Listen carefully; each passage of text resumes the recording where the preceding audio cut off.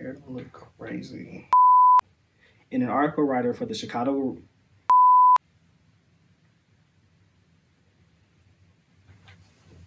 What's up, everybody? I'm your host, Decaf, and welcome back to our channel. And yes, I say our channel because it's not just about me. It's about all of us and what we can continue to do for all of our Black, queer, trans, and non-binary family to make sure that they feel welcome, seen, and supported in all that they do. So let's talk, let's listen, let's love.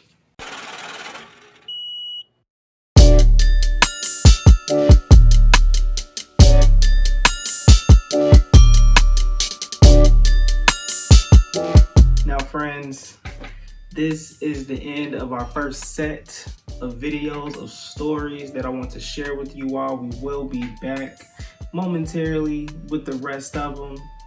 But want to take a moment to just look at all that we've accomplished, look at all that has been shared with us so far, and really reflect on these stories, reflect on what they mean, and reflect on how they can continue to impact our communities.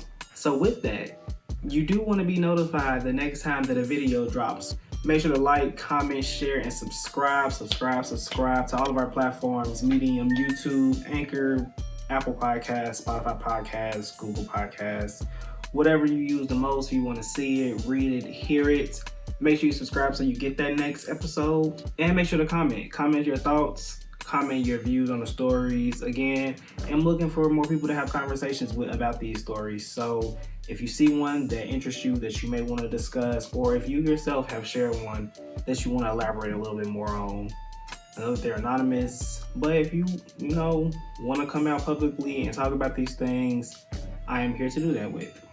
So for our last check-in, again, just want to make sure that you are taking some time and space for yourself today. So we're going to take our last 5 seconds of deep breathing until the next time that we join together. So once I say 5, I want y'all to start breathing for 5 seconds. All right. 5.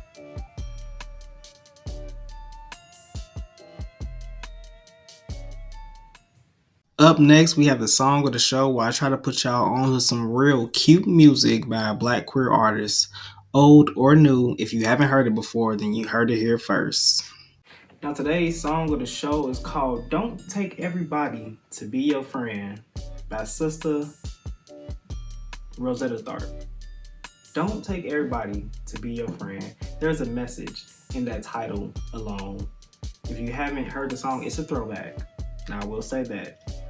But Sister Rosetta Tharpe is a part of our community, so we wanted to give her flowers here on this show in this moment. She was a singer, songwriter, and guitarist that was most popular in the 30s and 40s gospel era. Her first solo hit, Strange Things Happening Every Day, was also the first gospel hit in the 1940s Billboard R&B charts, which reached number 2. And fun fact, she was Little Richard's favorite singer when he was a child. While sitting at home, talking to the Lord, some old hypocrite has carried your name abroad, but you take it to the Lord. So if you haven't heard this song or you want to hear a little bit more of it, make sure to subscribe to the Closet Unlocked newsletter so you can get exclusive access to our playlist along with everything else that we talk about here on this show.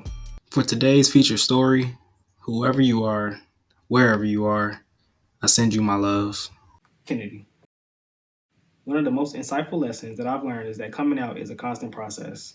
I once heard those words from a mentor but didn't know exactly what they meant until they became relevant to me. I too, like most, dreaded the moment that I would need to have the conversation about my sexuality, mainly because I had heard about all of the possible outcomes that it could have. Maybe no one would mind, maybe everyone would. Regardless, it would only happen once, right? Well, that moment came and went. I had done what it felt like everyone was pushing me to do, what I was pushing myself to do. I thought that if I had overcome jumping over that hurdle that I had been avoiding for so long, that things would eventually be cool. Foolish of me to think that I could make this a one and done type of conversation. They don't tell you in the movies that when coming out of the closet, your first time won't be your last. This was something that I had to figure out on my own. Yet, It was only through countless times of doing it that helped with each one, which still doesn't mean that it's an easy thing to do. With only 3.4% of adults publicly identifying as queer, there's no secret as to why it took me a while to get used to it. In every space, it felt as if everyone had a third eye peering attentively into my closeted life. The life that I had taken so long to build for myself, finally representing how I felt inside and out. I was living through a moment of blissful freedom, convincing myself that I was no longer concerned about what people thought of me. Or so I thought. It wasn't until I felt that I deserved that same freedom in public and professional spaces that I noticed how often it happened. Stuck on repeat, these unnerving, vulnerable moments became the beginning of my new life. A life focused on freedom, happiness, and respect. As of June 15, 2020, the U.S. Supreme Court offered me that freedom with their amendment to the Title VII of the Civil Rights Act, now including sexual orientation amongst other elements that prohibit employment discrimination. I now feel comfortable having that conversation. Before then, coming out with something that a lot of people tiptoed around at work due to the fear of termination based on identity. In a world where we are constantly fighting to protect the lives of ostracized groups, we needed this protection. Not just so that we feel safe entering spaces, but so that we can feel the happiness within them as well. LGBTQ+ folks deserve to feel the same amount of love and encouragement that their straight peers do, especially in the workplace. The organizations that we serve are representative of the larger audience. They symbolize the work that is being done for our communities, so why not start that work from within? Being able to come out at work does more justice for the system than it does for us personally. It allows others to not just see us for who we are, but to learn about our experiences as well. In an article written for the Chicago Reader, Salem Kalo-Julin confers what these ongoing coming out moments can mean for the collective.